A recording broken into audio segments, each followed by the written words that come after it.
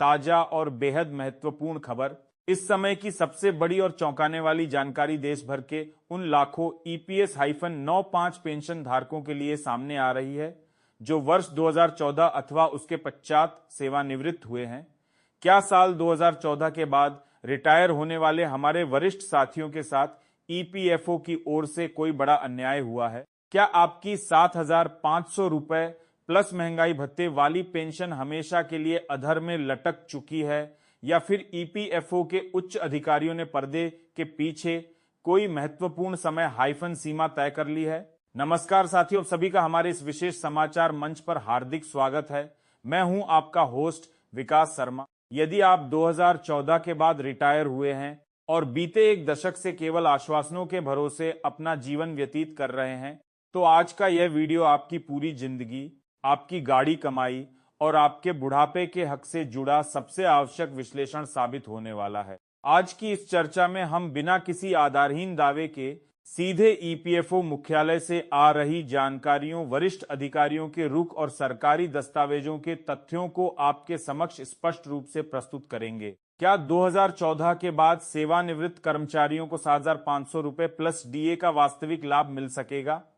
इस पूरे विषय पर प्रशासनिक अधिकारियों का क्या दृष्टिकोण है और आखिर किस समय से यह संशोधित राशि आपके बैंक खातों में जमा होनी शुरू हो सकती है? इन सभी गंभीर सवालों के सटीक और तथ्यपरक उत्तर आज आपको इस विस्तृत विश्लेषण में बिंदुवार मिलेंगे।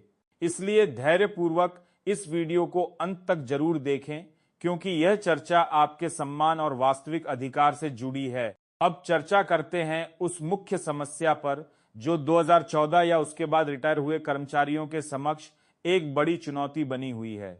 2014 को EPS पंच पेंशन के इतिहास में एक ऐसा पड़ाव माना जाता है जिसने पेंशन गणना के पूरे स्वरूप को ही परिवर्तित कर दिया। EPFO द्वारा किए गए बदलावों के तहत पेंशन योग्य वेतन की सीमा को बढ़ाकर 15,000 रुपए तो कर दिया गया, लेकिन इसके साथ कई ऐसी जटिल शर्तें लागू कर दी गईं जिनसे उच्च पेंशन का रास्ता काफी कठिन हो गया। जो कर्मचारी 2014 के बाद इस विश्वास के साथ सेवानिवृत्त हुए थे कि उन्होंने संगठित क्षेत्र में दशकों तक निरंतर कार्य करके राष्ट्र निर्माण में योगदान दिया है, उन्हें अपने ही हक के लिए कार्यालयों के चक्कर काटने पड़ रहे हैं। पेंशनर्स लगातार यह तर्क दे रहे हैं कि जब उन्होंने अपने पूरे सेवा काल में नियमों के अनुरूप संपूर्ण अंशदान जमा किया तो सेवानिवृत्ति के पश्चात उनके साथ विसंगतिपूर्ण व्यवहार क्यों हो रहा है। वर्तमान समय में बढ़ती महंगाई और स्वास्थ्य संबंधी खर्चों के बीच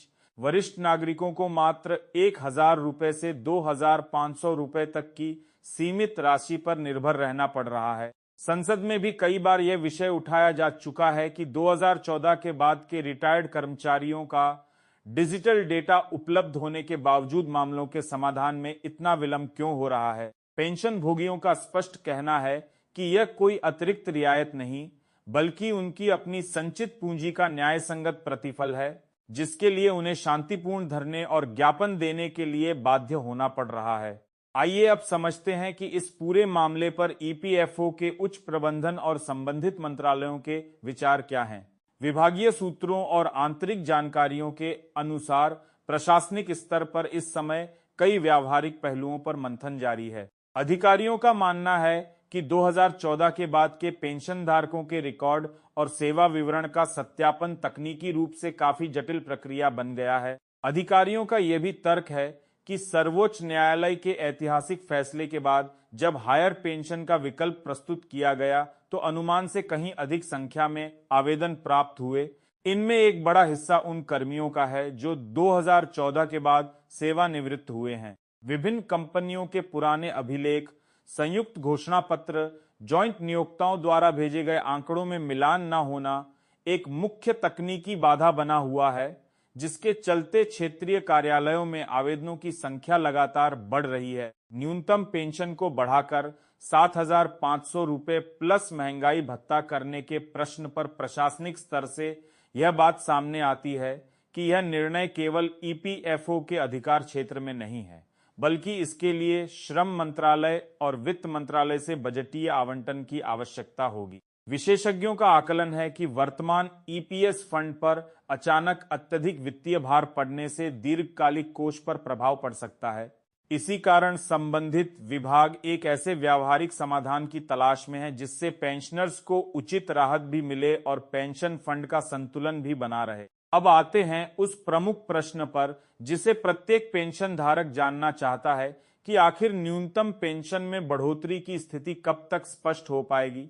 हमारे इस मंच की हमेशा यही प्राथमिकता रहती है कि हम आपको बिना किसी भ्रामक दावे के केवल प्रामाणिक और सटीक स्थिति से अवगत कराएं। 2014 के पेंशन भोगियों के लिए एक और बड़ी व्यावहारिक समस्या पोर्टल और तकनीकी प्रणालियों की सुस्त कार्यप्रणाली रही है।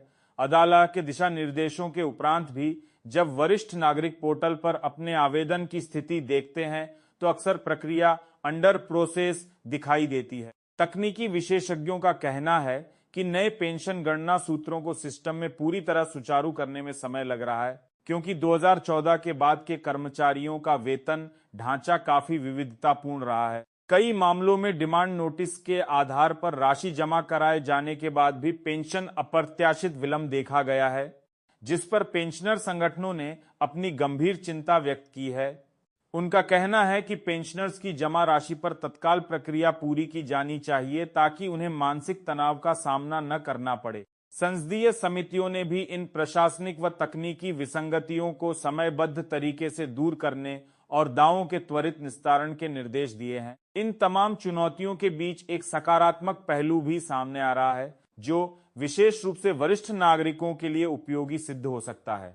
वर्तमान में ईपीएस 25 के तहत कोई निश्चित चिकित्सा सुविधा या व्यापक मेडिकल कवरेज उपलब्ध नहीं है। ऐसे में नीतिगत स्तर पर यह विमर्श चल रहा है कि यदि पेंशन वृद्धि में प्रक्रियात्मक समय लग रहा है तो अंतरिम राहत के रूप में सभी पात्र ईपीएस तनोष्ट पेंशन भोगियों को आयुष्मान भारत प्रधानमंत्री जन आरोग्य योजना के दायरे में लाने पर विचार किया जाए। इसके अंतर्गत वरिष्ठ नागरिक और उनके आश्रितों को प्रतिवर्ष 5 रुपए लाख तक का कैशलेस स्वास्थ्य सुरक्षा कवच मिल सकता है, जिससे बुढ़ापे में चिकित्सा और दवाओं पर होने वाले बड़े आर्थिक बोझ को कम किया जा सके। विभागीय स्तर पर ऐसे प्रस्तावों पर सैद्धांतिक चर्चाएं चल रही हैं और अंतिम निर्णय संबंधित मंत्रालयों की स्वीकृति पर निर्भर करेगा। संक्षेप में कहें तो 2014 से वर्तमान तक के घटनाक्रम यह दर्शाते हैं कि पेंशन भोगियों की जायज मांगे अब नीतिगत चर्चाओं के केंद्र में है।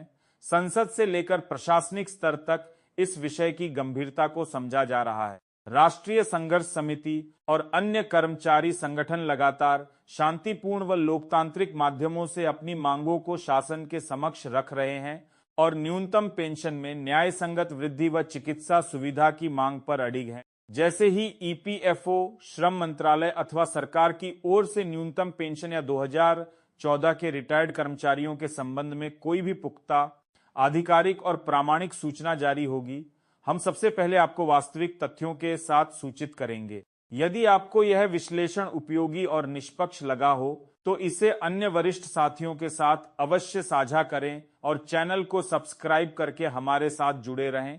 आप सभी के उत्तम स्वास्थ्य और सुखद जीवन की कामना के साथ धन्यवाद। जय हिंद।